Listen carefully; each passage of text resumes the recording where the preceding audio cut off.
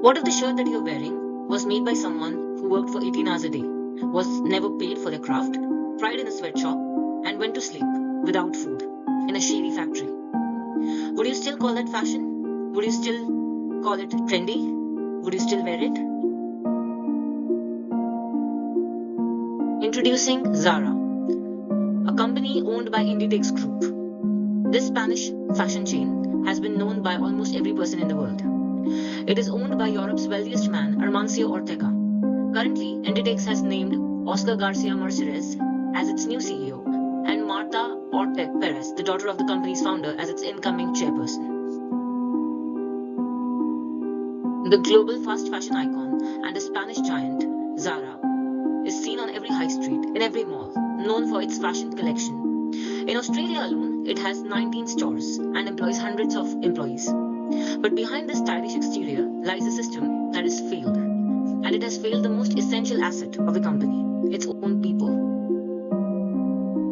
ZARA is considered to be one of the most iconic brands of all time. It is found on almost every high street, in every town, every city, and almost every continent. However, ZARA's supply chain has been repeatedly linked to many different controversies, which we're going to have a look at one after the other. Yes, in 2021, ZARA publicly admitted that it had unpaid its Australian workers at around 2.6 millions in wages and entitlement. $2.6 million was the wage theft ZARA committed in Australia alone. This was a result of years of inadequate payroll and negligent HR oversight. The Fair Work Ombudsman, Sarah Parker, also quoted that they told us to leave them alone. But that's not what we are going to do. And rightly so. Wage theft is not a clerical error, but it is a cultural problem of the company. In 2011, Brazil, 15 workers were found working for around 16 to 19 hours a day in an illegal sweatshop, sewing garments for ZARA. Let me also tell you that there was a 14-year-old amongst these 15 workers. They were trafficked immigrants from Bolivia and Peru who were trapped in debt and were living in squalid conditions in ZARA sweatshops. The Brazilian authorities have held ZARA legally responsible for as many as 48 infractions and have also fined the company. Now imagine you're visiting Turkey and you walk into a ZARA store in Istanbul, and while you're trying on your jacket, you find a handwritten note.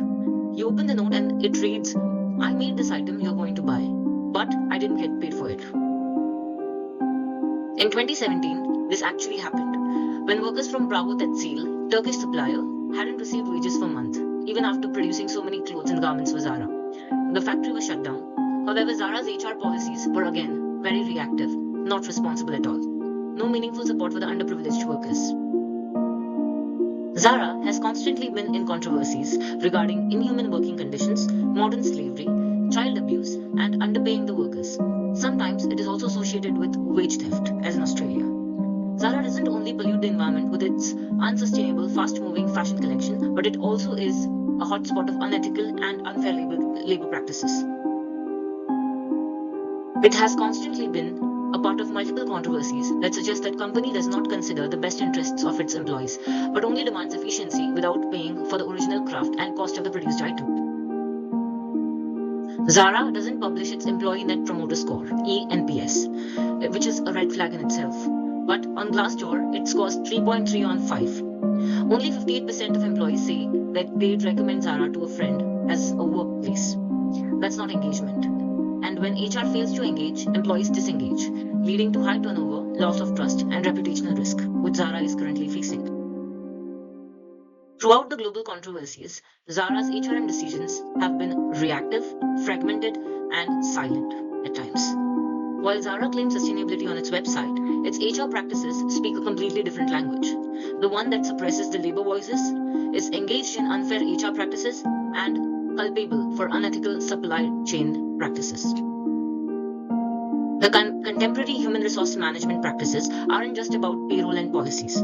It's also about human rights, and it's about employee well-being, purpose, and cultural integrity. ZARA has utterly failed in all of these aspects.